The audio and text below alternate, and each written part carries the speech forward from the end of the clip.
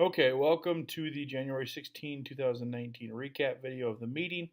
Um, Again, this is great information to have. I'm going to go ahead and explain the first few slides, um, and then I'll pause on the ones that need no explanation, just the information. Certification program, I talked about that today. There's the Soldier program, the Titan program, and then the Rove Beetle program. Um, you've all went through, you all have your category P, which is required along with the label exam, and then obviously your core and journeyman. The next level is category L and category E from the state, and then the Rove versions of the P, the core, the journeyman, and then an identification quiz. And then as we step up to the Titan, there's a couple more tests, the master's exam, another identification, things like that, as well as a field treatment exam. But the certification program is a great way for you guys to gain more knowledge,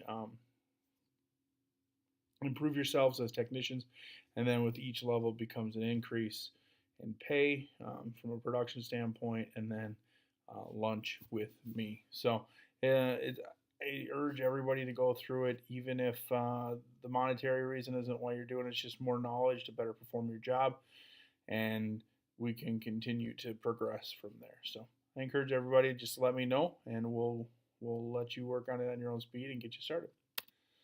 Next thing is Martin Luther King Day. We have that off. That's this coming Monday, the 21st. So wake up, give a nod to the old MLK Jr., and enjoy your day off.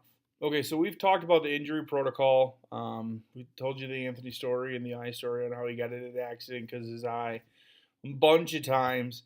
The best thing for you guys to do is to get to a safe place. Your safety is important to us. So if you do get injured, get to a safe place and then go ahead and give me a call. And I'll go ahead and assist you from there. If you need an ambulance, we'll definitely go ahead and get you that ambulance. If you need somebody to come relieve you from your route, we'll do that. Whatever it is, we'll make those decisions together. One of the reasons why you're going to contact me versus just going to the hospital to begin with is if you're injured, you're in pain, you have endorphins, you may think that you're thinking clearly, but not necessarily, and you may do something stupid. One, you may create more danger, like driving because you can't see, right? We all know that's not something we need to do. That's something that if you would have contacted me, I would have been able to either get the ambulance out to him or get somebody over there to get him to a hospital, whichever one made the most sense at the time. Definitely not having him drive, Anthony in this case. So that's one thing is we don't want to create more damage by you guys or more danger by you guys trying to get to the hospital on your own. I'll take care of that. If it's me coming and picking you up, I'll take care of the route. We'll get the route taken care of, all that kind of stuff. We'll get you to the hospital as soon as possible and get that avoided or get that work done. Or I mean, in some cases, you may be able to finish your route and then go get it looked at afterwards. That's obviously an option as well. But also, if you call me versus just going away, you may avoid seeing the obvious solutions, right? Maybe the hospital isn't something that is readily needed, and that also, if it is needed, then it's easier for me to direct you. What happens if you bust your leg or you're bleeding or something in the back of a home and you don't know where you're at? You don't have your tablet with you. You have your phone with you, but it's going to take a while for you to figure it out.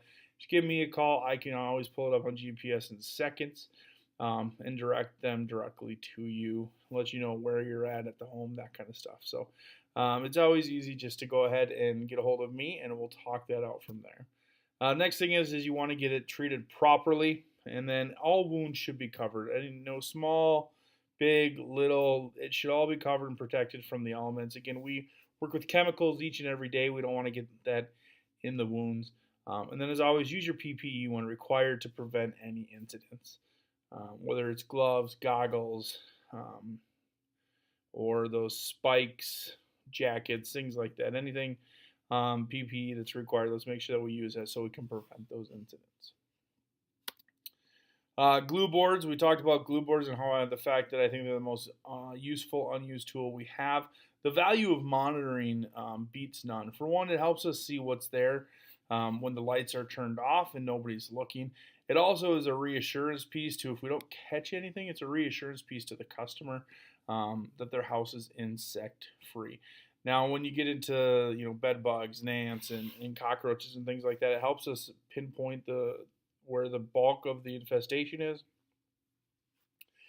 And how many life stages are we seeing? Are we just seeing adults? Are we just seeing nymphs? That kind of stuff. It kind of helps us diagnose the issue of where it's at. When we place them, we want to make sure that we avoid placing them where pets can get into them or people can accidentally step on them or get into them as well. If for some reason a pet does get in it or does get on somebody's skin or on their furniture or property, just go ahead and olive oil or peanut butter, something oily, will help remove it gently from the surface so that you don't just rip and tear. Glue boards is one of those things. Very few products we have we can leave with the customer. Glue boards is one of those. So if the customer asks just for a couple to hang out, make sure that they understand how to set them up, how to remove them if they accidentally get stuck to somewhere. Maybe give them some tips on placement and or place them there yourself. And also let them know that they can just pick them up and throw them away. They don't need to be any certain disposal tactics. Next thing is we talked about Clover Mites. I'll go ahead and let you go ahead and take a look at this slide.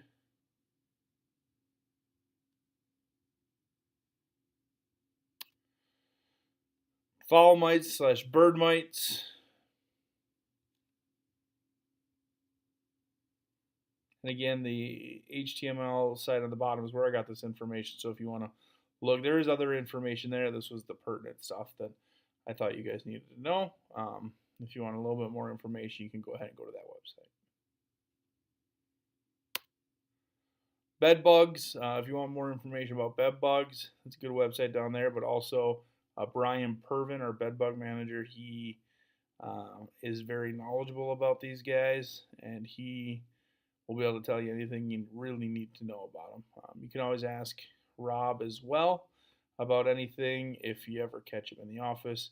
And if you want to know more, you can always ask me too. We can go ahead and talk it over and look it up as well. Some bedbug pictures. Again, they're the world's best hitchhikers. The upper middle, you can see a backpack, how they're kind of in the cracks and crevices. The upper right, that is the back of a box spring. It's all fecal matter and bed bugs. Really gross. Bottom right, you can see a mattress, kind of where they're going to be in those cracks and crevices and stuff. So, not good stuff. Again, we use thermal remediation. It's a convection heater versus a conduction heater, so it's not a direct heat source. It's more like a revolving heat source, much like boiling water is convection heat versus conduction. That YouTube video is a sales video for Temp Air, which is where we get our thermal remediation units from, but it also kind of gives you a good overview, and let's just see the stuff. All right. Thank you very much, guys. I've seen and talked to all those people, and we will see you next week.